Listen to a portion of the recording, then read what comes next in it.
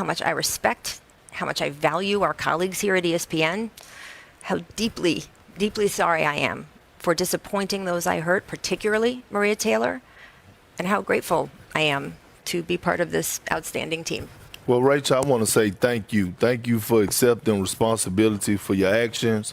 You know, as someone that has known you for a long time, you know, being around you, you have treated me with the utmost respect, and you always made me feel comfortable in your presence. And I know your heart. You know, great person, great individual. I also know Maria Taylor, great person as well. Very, very talented, hardworking, and I feel like she also deserves every opportunity that is presented her way. My only hope is that we have a commitment overall to support each other through this process and continue to support each other through our journey. No, I agree with Perk. Let me first say this. I fully support Maria Taylor. I've worked with her since I joined ESPN at Get Up and Countdown, and I've known Rachel for 20 years. Rachel and our entire group here have had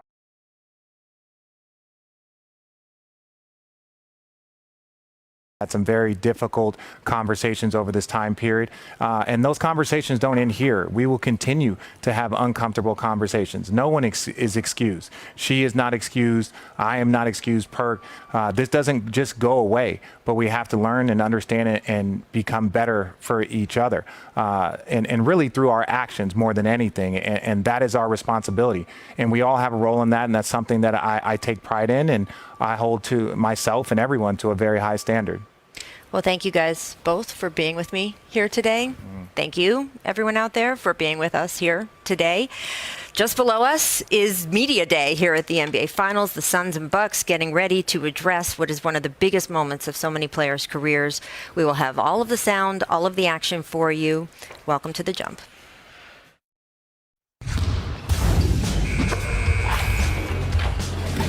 One, through that part. We are indeed live from Phoenix, Arizona, the site of NBA Finals Media Day. It's also where Game 1 of the Finals will be played tomorrow between the Suns and Bucks. Welcome to The Jump. I am indeed Rachel Nichols, joined by a couple of our NBA champs, Kendrick Perkins, Richard Jefferson. Do you think people get the two of you confused? No? Most of the time. Okay, just checking. We will have full coverage of NBA Media Day. We're going to talk all about this matchup. We might have some special guests joining us, but first I do want to talk about this series. According to Caesars Sportsbook by William Hill, the Suns opened as slight favorites to win this series. They're also listed as the favorites in Game 1 tomorrow specifically. So, Richard, you who very bravely, when the Suns were up 3-1 in the Western Conference Finals, put yourself out there and picked Phoenix. Do you agree with them being listed as the favorites in the series? Yeah, but see, you gotta give the context. I didn't just think that they were going to win the series. At that moment, I said that the Phoenix Suns were going to win it all. They're going to win the championship. Now, for the first time ever, Perk and I are going to agree on how they're going to go about it. But the difference between Perk and I is that I won't waver and I won't change as the series progresses. I believe the Suns are going to win this in 6. Well, I don't waver and I don't change. I stick to what I believe in. But look, you were just in Vegas, and this is how much I believe in the Phoenix Suns. I wish you would have told me before we got on the show that you went to Vegas, you know, yesterday and had a good time. Yeah. Because I would have told you to bet my house on it. That's how much faith I have in the Phoenix Suns right now. Yeah, for the simple fact that they're not lacking at anything, right? When you look at their depth, they have, you know, two awesome backcourt in Devin Booker and Chris Paul. They have shooting. They have a defensive identity. They have a young star in DeAndre Ayton that anchors the defense and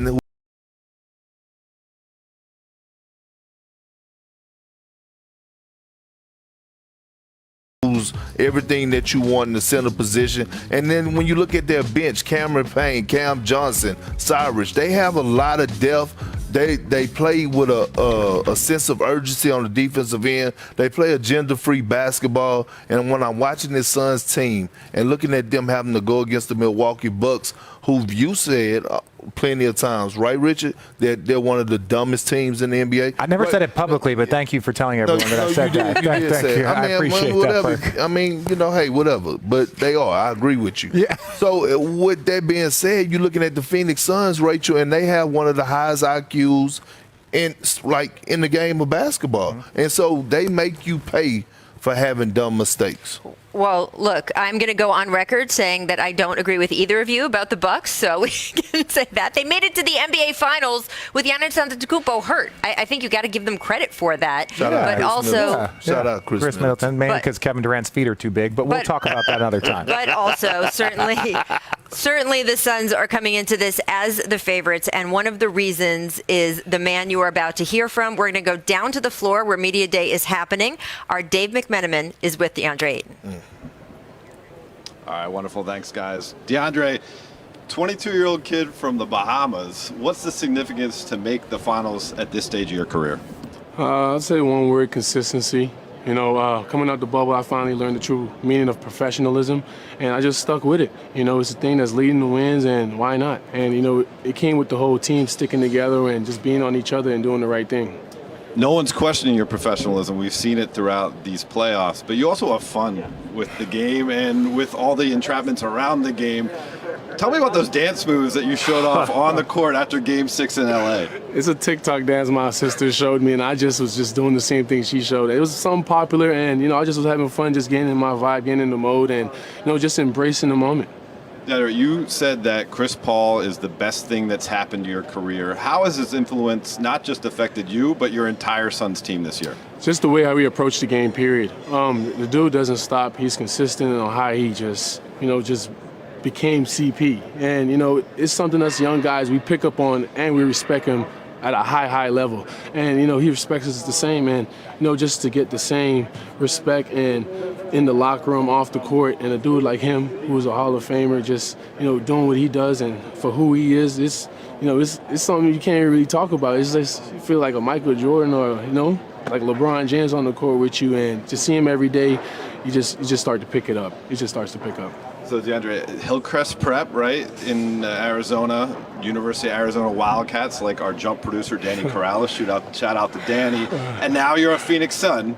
What's it been like to have this journey here and to have the fans here see your basketball life play out in front of them? Being here since I was 16, high school, college, now the league, it's actually insane. I'm used to Phoenix, but I was never used to being at the top level while being in Phoenix. And, to see the fans give us this much love and support, it just wants you to keep going. You want to put on a show for your people and, just to get the city wild and just love us. And, the position we're at today, we're here to really leave a stamp and just, put our heads down and keep working. It's been a wonderful run so far. We have to end on a serious note here. We don't know what's going to happen on the other side of the ball with the Milwaukee Bucks and their health and availability, but you could be facing a two-time MVP in Giannis Antetokounmpo. How do you prep for that? Mainly just matching his physicality and just at the end of the day, just competing. You cannot back down from the challenge. Just knowing his foul awareness, being the first man on defense, and just showing him a wall. At the end of the day, you want to stay between him and the ball scores, and just being ready for the challenge, period. You're going to be like a kid on Christmas Eve tonight. Going to be tough to sleep. A game one tomorrow. Thanks so much for the time. Thank you, boss. You got it. Lovely. Thank you, Dave. Thank you, DeAndre. What did you guys like about what you heard there? I mean, his maturity level, his growth. You can always tell a guy that has a high IQ, the way that he talks about the game of basketball. You could tell DeAndre Ayton is growing. Mm-hmm. You could tell he's a student of the game now, and he takes his craft more seriously. Yeah, no, well, I think it takes time. You have to grow. And ultimately, you have to absorb stuff. And I think he had been doing that over a time period. Mm-hmm. And then when you add Chris Paul to that mix, it's like, oh, no. This is not about you figuring it out. This is about me showing you the way. And sometimes coaches will allow a player to figure it out and give him the time on the court. But I think now you're starting to see that confidence. You're starting to see him, see what's going on. Even then, taking on that challenge of Giannis. Well, this guy was a #1 pick, right? And there were other people there. You had the Luka, you had the Trae Young, but here you have the Phoenix Suns with the #1 pick about to play in the NBA Finals. What I love is how much he realizes the factors that have come into play in his career. He's still in his early 20s. I mean, it's hard to sometimes remember that. And he is very open about the fact that when Monty became the coach here, that Monty said to him, "You're not working hard enough," right? Monty has that expression, "I'm not calling you out, I'm calling you up." And he said, "I'm calling you up. I think you can work harder. I think you can do better." And that changed the amount of time he spent in the gym, the way he approached playing basketball. And then, of course, Chris Paul coming here, as DeAndre says, he yells at me every day. But he also added that Chris Paul coming here has changed the course of his career. He says it's one of the favorite guys he's ever played with. And I think that openness on DeAndre's part to feedback and to be willing to learn from two men like Chris Paul and Monty Williams, I just think it speaks volumes about him, because we see sometimes young players who don't want to be told anything. And here is a guy who has taken in the expertise of the people around him, and he's in the NBA Finals in part because of it. You can't be coddled to greatness. Nope. So all these parents, all these coaches that want to coddle, they're great players and they don't want to push them. It's like, well, you're not helping them become great. Right. And there's one thing that I think everyone on this panel and everyone in the NBA knows: Chris Paul does not coddle. Yes. Chris Paul does not coddle. Well, speaking of Chris Paul, he was just speaking, and he talked a little bit about why things just feel different in the NBA Finals. Take a listen. It's different. Obviously, having practice here, not at the practice facility, but it's still basketball. I think we all locked into, the goal at hand. And, not much, just, I don't know, games every day. So that's probably the part that sucks. That's probably the part that sucks the most. But I'd rather be playing than not. But other than that, just life. Pretty fun to see someone who has spent 16 years waiting for this moment, have it wash over him, that he is here. What does it say about Chris Paul that he has finally broken through the thing that everyone, Kendrick, held him accountable for? Well, he's never reached the finals. Well, it says a lot, and I go back to what I said last week about it's not what you do, it's how you do it, and the journey he chose to do it in. Far as reaching the finals, we all know at the age of 36, he could have chose to sit down with Sam Presti, negotiate a buyout, whatever the case may be, and could have went to a contender, probably picked somewhere like the Lakers or Miami or Milwaukee. But he chose to come to Phoenix with a young core that has zero playoff experience and come here and lead them. That's what makes it so special. And I get it. People could talk about the injuries to the Lakers, Jamal Murray being out, whatever the case may be. What about the injuries to Chris Paul? Yeah, right. But the shoulder, COVID, absolutely. the wrist? But he came in, he embraced these young guys. These young guys followed his lead, and look where they at right now. So at the end of the day, I want to go back to a lot of people take the regular season for granted. They were the number 2 seed. So they put themselves in a position to be where they at right now. Yeah, and that's why they have home court advantage. Like all of these people want to talk about, what is, the Phoenix Suns and their journey. But even the Chris Paul, I really don't think that Chris Paul, his situation changes by getting to the finals. I think if he wins the championship, then I think he will be held in a different regard. But I'm proud of him. I'm excited for him. I went to the finals my first and second year and then didn't go again till my 15th year. So there was a 13-year gap between me going to NBA Finals. Shut up. Between me going to the finals. But part of that is because you got to put the work and you got to be persistent. Richard, you've been to 4 NBA Finals. Yes. Perk, how many for you? 5. Just saying. Yeah, I'm one We've got, It's all good, though. We've got more to come from Both got 1 win, so technically you're less successful than me. What? How? Percentage-wise, he's 1 for 5. I'm 1 for 4. Oh, my. We have more to come here from NBA Media Day. One of the NBA Finals takes place tomorrow. Welcome back to The Jump. Rachel Nichols, joined by Richard Jefferson, Kendrick Perkins, who's bothered to wear a tie today. Thank you, Kendrick. I appreciate that. I mean, some of us, we're just professional. Richard's had a little problem with his clothes the last 24 hours, so don't be surprised if you see him in the same outfit tomorrow. I got nothing to say. The first time. Let's discuss Luka Doncic, Team Slovenia, securing an Olympic berth. It's the first time ever. It happened over the weekend. Doncic posted 31 points, 11 rebounds, 13 assists in his win over Lithuania. Here is Luka after the game discussing the importance of winning a gold medal for his country. Take a listen. Luka, what would mean more to you, a gold medal with the Team Slovenia or NBA championship with the men? I would say gold medal with Slovenia. It's you play for your country, and that's something that really. But I wouldn't mind both. They would take him out of the boxing. Richard? I just had look. No, I 100% agree. With Luka, it is more important. Like here in the U.S., we are taught like just culturally, state championship, national championship, and NBA championship. The gold medal is something that's like kind of out of like a kid's basketball dream. Where for Luka in a much smaller country in European basketball, like that would mean a whole different thing for him. So like I'm not going to disrespect like his feelings towards representing his country. Yeah, I'm not either. I mean, you can see the joy just not only in his face, but in his teammates' face. Like, it's a family, right? Mm-hmm. And this is his country. Obviously, he's probably running the country right now, right? Yeah. I mean, he's so iconic. But at the end of the day, I still need that same energy when he come back to the United States with the Dallas Mavericks. Well, I mean, I'm not saying that it's no. I think it's look, I get the reporter's question. International athletes have been asked that over and over, in part because in those countries there is such a high emphasis played on playing for your national team. There doesn't only have to be one. Right? It doesn't have to be this is more important than this. They could both just be really important to him.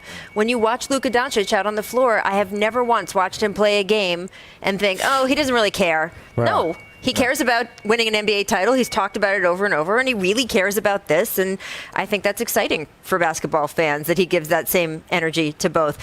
Devin Booker has been at the podium, so we want to check in on him. And he's talking a little bit about what the importance is to the city of Phoenix of having these Suns in the NBA Finals. Take a listen. I mean, I think it's the baby here. It's the only professional team that has Phoenix in it. Every other team's Arizona, so Phoenix Suns is the baby franchise here, and they love it with a passion. And I'm wearing the shirt from '93 right now. I think it started around that time to when they developed that. You hear people talk about, I remember when I watched Charles and them. Like you hear those stories at all times, and seeing the passion in their eyes when they're telling the stories, and even being at the bottom of the barrel for the past 5 years and them still showing up and showing love, shows that same type of love that they have for this team. That's pretty cool. And Richard, part of what you talked about when we were here for the Western Conference Finals is you grew up in Arizona. Mm-hmm. You went to the University of Arizona. We're going to go visit later today your high school, right? Are you excited about that, Perk? Well, this is what I want to say. You can speak to this. Let me echo everything that he said. In 1993, I was 13 years old, and I was watching that team, and I would go out to the park, and I would do all of those things that you would see Kevin Johnson and Charles Barkley and Dan Marley. I would try and do. At that point in time, I was probably still more athletic than some of them. But like when you talk about the connection to the town, like my son, my youngest son is named Phoenix, right? So it's like there is a serious connection to this town, to this team. And so it makes it even more special. And I'm so glad that Devin Booker has been a part of this journey from bad to the mountaintop. And if they can get over that mountaintop, this is a great place to be a champion. Well, you know what? I'm just proud of Devin Booker, right? And you just spoke the gospel for once. But I'm proud of Devin Booker for just sticking with it. He's never come out publicly and asked for a trade. And there's been a lot of downtimes throughout his short career, right? His short NBA career. And I think, the way he stuck with it, the way he just kept grinding and not cheating the process was what I respect about him. And he's a guy that's going to continue to get better. He gets better every single year. He's one of the most prolific scorers in the game today. I'm a guy that's big on efficiency. Mm-hmm. And when you look at Devin Booker from a two-guard aspect, I mean, the way that he scores the ball and he's scoring at a clip of 48 or 50% from the field is fun to watch. But his maturity level, again, watching him lead, watching him speak at the podium, how his growth at a young age is something beautiful to see. And it's interesting because in the NBA, the feeling has always been you don't get to the NBA Finals on your first time through that gauntlet of the playoffs if you're one of the key players. And even as a franchise, right? I mean, we talked with Michael Jordan. Everyone saw in The Last Dance that feeling of the Bulls had to get past the Detroit Pistons. And it took a few reps at it. With you guys, Perk, there was definitely the feeling that LeBron James had to get past that Celtics dynasty and that loss that he had to you guys where we all saw him walk off the floor and take his jersey off right before he ended up going to Miami. The feeling is your first time through, you don't get all the way to the mountaintop. Well, guess what? These guys got to the mountaintop, and Devin Booker has showed such poise through that whole process, and it's what his coach, Monty Williams, preaches, but to see him be able to do that has been so impressive. All right, coming up, guys, we're going to get into the Bucks side of things.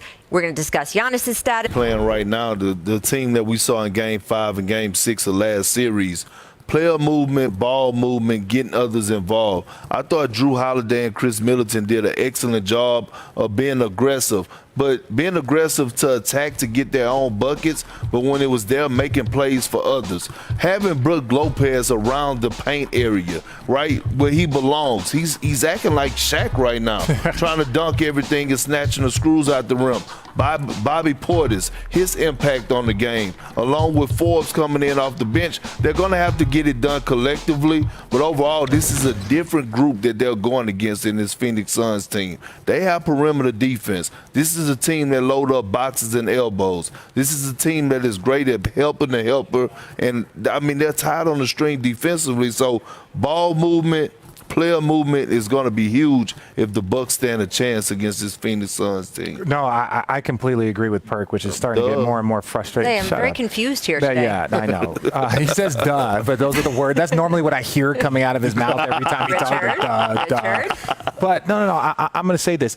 It's very eerie how similar these teams are when Giannis isn't playing. So you have a backcourt in Drew Holiday and Chris Middleton, right? Very similar to Chris Paul and Devin Booker. Then you have a big that can be dominant in Brook Lopez, very similar to what you have in DeAndre Ayton. Now, obviously, they're different, but when you look at their strong points of both teams, it's going to be matchup. Like, it's all about matchups. You got to win your matchup, and the bench has to outplay the Phoenix Suns bench. But the approach for Milwaukee is going to be very similar for the Suns. You got to have balance. You got to get a lot of people involved. You got to involve your bigs, and then you're going to need big players to step up in big moments. And I think that's what's going to be needed for both of these teams because they are so similar. Right. Yeah. And look, the official injury with Giannis, what the Bucks are listing him as, is a hyperextended left knee. Now, we had Chris Bosh on the show last week. He said he had that same injury. He would not expect Giannis to come back in these playoffs at all. But on the other hand, the Bucks for the last couple of games have listed him as doubtful, at least for the last game they did. Now, I don't know if that's gamesmanship or if there really was possibly a chance that he could have made it back out onto the court. We don't know how they're going to list him pregame tomorrow. But look, we all know how competitive Giannis Antetokounmpo is. We know that he has been, since he won his first MVP, he said, you can't really call me an MVP until I win a title, that he knows the importance of winning in the NBA. And for him not to be able to just automatically be there out on that floor with them today, it just must be so difficult. And his left leg is his takeoff leg. Just understand that. That's a little different when it's your dominant, all those Euros, all that long. When you're doing those Euros, your knee's not as stable. So that's something that how he plays can also contribute to how quickly he can come back. And it's a balance too, though, right? Because, Kendrick, we remember Kevin Durant in the NBA Finals 2 years ago, where I think Kevin was putting pressure on himself to play in addition to any outside pressure. Kevin Durant wants to be there for his team. He wants to show up. He has always shown up for his teams. We know that. So he, like any athlete at that level, wanted to give it a go, and we know what happens. So I'm sure there's a little bit of trepidation there with Giannis. On the one hand, it's the NBA Finals. Giannis has worked literally his whole life to get here, but you don't want him injuring something else, right? And then possibly being out for an entire year next year, the way we saw with Kevin Durant. It's very difficult. And that's a great point. And I always say, I tell this to people time and time again, that it's hard to win an NBA championship, but don't take for granted getting to the NBA Finals. Like, you don't never know if you'll ever get back there in your career, playing on the biggest stage, being able to be a part of, the whole ABC experience, the media experience, the whole, driving from the hotel when you're on the road with the security, like all that matters. And I think, you don't want to take it for granted because you just never know what's the possibility of you getting back to there. All right. Well, look, we're going to have to wait and see what happens with Giannis. I do want to discuss what's still going on with the Atlanta Hawks, though. Coming up, guys, the Hawks have reached a deal with Nate McMillan. Trae Young says the Hawks will be back in the Eastern Conference Finals to boot. We will discuss both of those things and more right next on The Jump.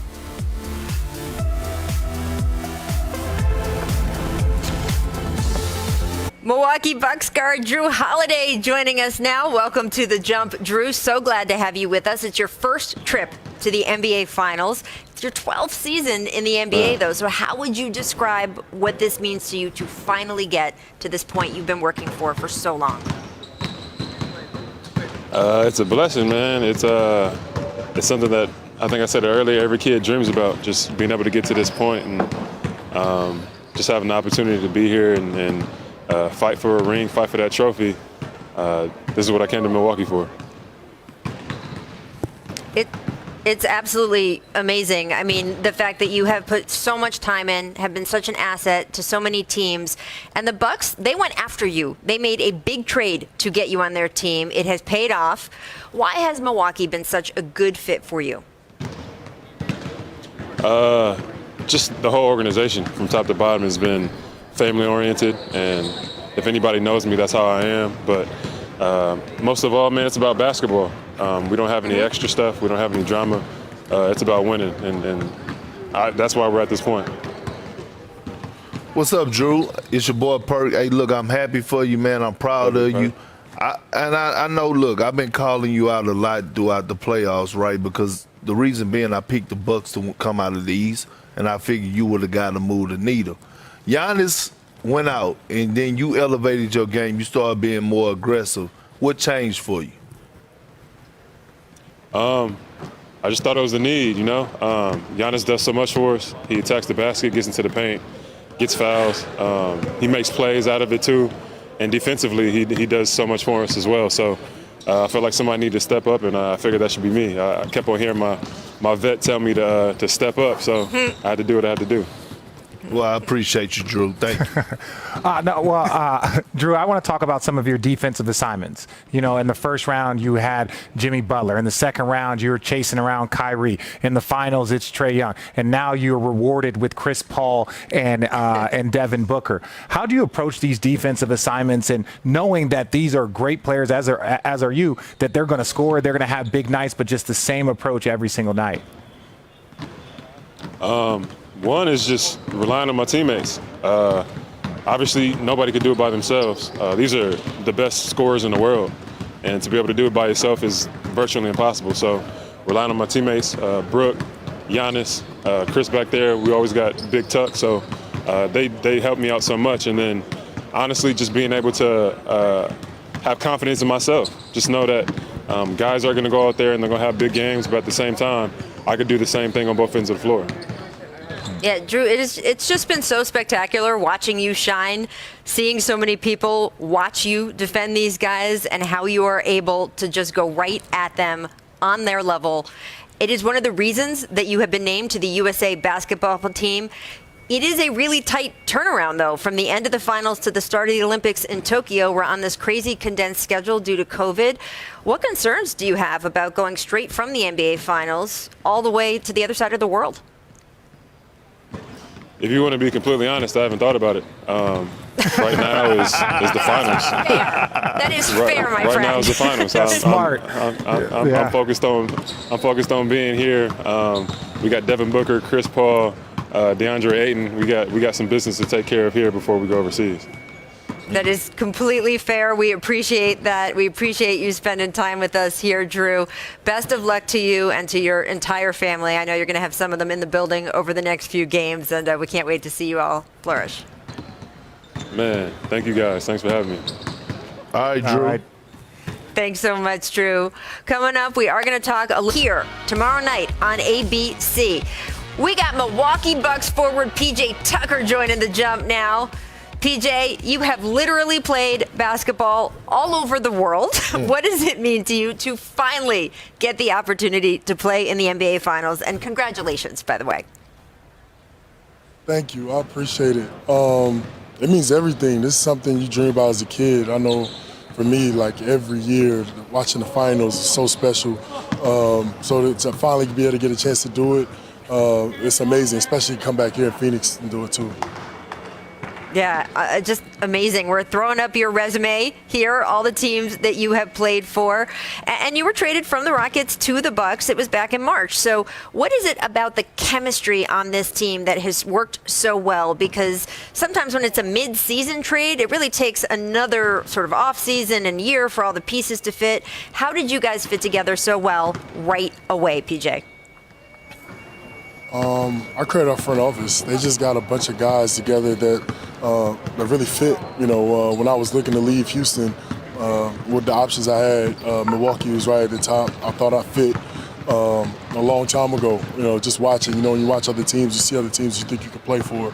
It looked just like it was, you know, kind of picture made for me. So once we all got together, I think we all just kind of looked at each other like, we got it. Like, this is it. This is our shot. And we just kind of built on it throughout the rest of the season, and you know, been building on it since. Well, PJ, look, I'm proud of you, man. This big perk here, like being a former role player, I watch you do all the winning things that don't show up in the stat sheet, but make the winning plays. I wanted to ask you a question about you joining the Bucks for as being that big brother, right? We knew what you were going to bring on the court, but I want to talk about your leadership and how impactful it's been in that locker room, because I heard so many stories about it. Hey, before I answer that, Perk, I just want to say Perk was the first person I told I was going to the Bucks. I was shooting in Houston and he was going to kick his son up. I did. And I kept the secret too. I told Perk first. And Perk said, hey, Perk, you remember what you said to me?